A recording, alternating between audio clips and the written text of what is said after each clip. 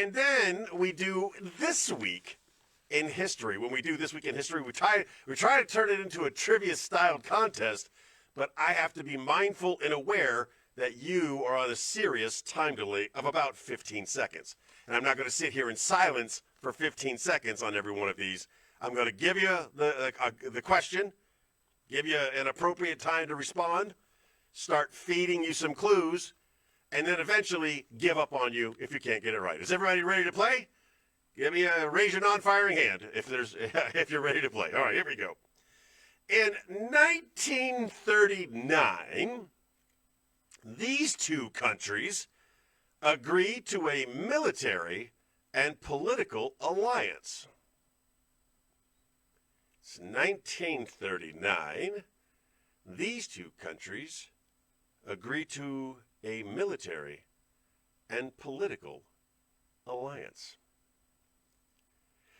They would be known as the Axis powers. There were only 3 of them, but in 1939, these two get together. The third one is years later in Asia. These two countries are in Europe. The clock is ticking. I've given you about as many clues as I could give you without, giving it away. These two countries form the Axis powers, 1939.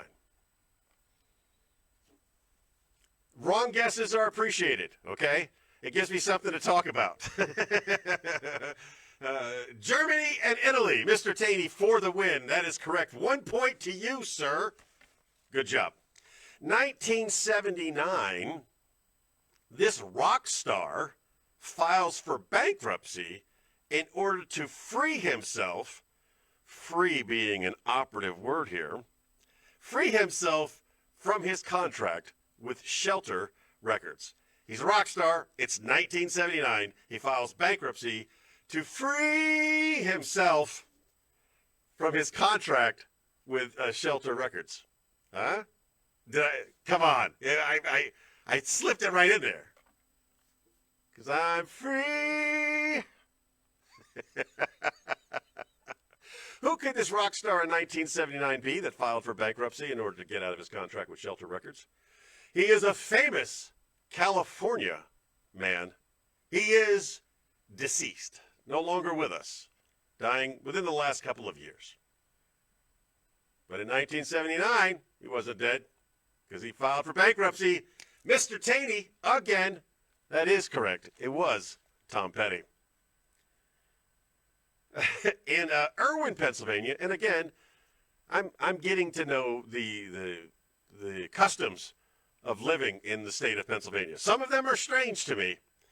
In 1994, a man in Irwin, Pennsylvania, was buried in what? He was buried in something, obviously not a casket. If it was a casket, it wouldn't be a news story. It's 1994. It's Irwin, Pennsylvania. And the man is buried in what? The first clue is it wasn't a coffin. Free-falling guy. Yes, D, you are correct. Mr. Morgan comes in with the correct answer. It was a car. Mr. Taney, a more specific answer. It was a Corvette. You want to really impress me? What year and what color was the Corvette? Because I have that information available to me. Yeah, got himself buried in a Corvette. I wonder if it was convertible. I actually kind of wonder how that happened. In 1868, this president is acquitted in a Senate impeachment trial. It was not 63 or blue, but the great guesses. It was 84 and it was white, but the good guess. This president was acquitted in 1868 after the Senate impeached him. Now, he was the first president to be impeached. If you don't remember the the process of impeachment. First they impeach you, and then they try to fire you. You know, they impeach you, and then they kick you out. And it doesn't really happen. A lot of people get impeached. Nobody gets kicked out. One half. It's all carrot, no stick. That's what I'm saying. This president, 1868, is acquitted in a Senate impeachment trial. If you knew who the president was. If you know who the first president to be impeached was, you would know. If you know who the second president to be impeached was, that was Bill Clinton. And the third president and reigning impeachment champion of the world, Donald Trump.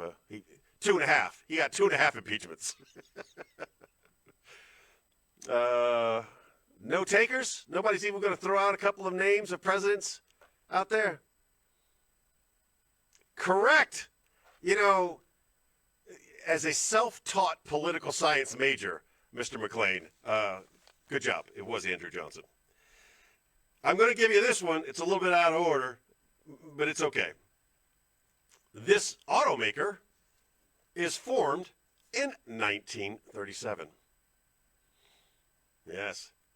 The People's Wagon, as it is known in the language of the country in which it was created, this car company is created in 1937 by das German government, and this car company is still around today. It is Volkswagen. Good job. Now, and here, in case you missed it, in case you came in late, I'm going to show it to you again. Look at the one that's circled there. See that? 27/1863. You see that? This is what it said happened in 1863. I'm not even going to turn this into a question, okay? I'm just going to read it to you because it's that silly. Bob Dylan's breakthrough album, The Freewheelin' Bob Dylan, is released on 27 May 1863. I don't believe that fact to be true. I believe maybe 1963. Bob Dylan, 1963. That sounds about right. Yeah, they were only off by 100 years. And that, ladies and gentlemen, has been the Supplemental.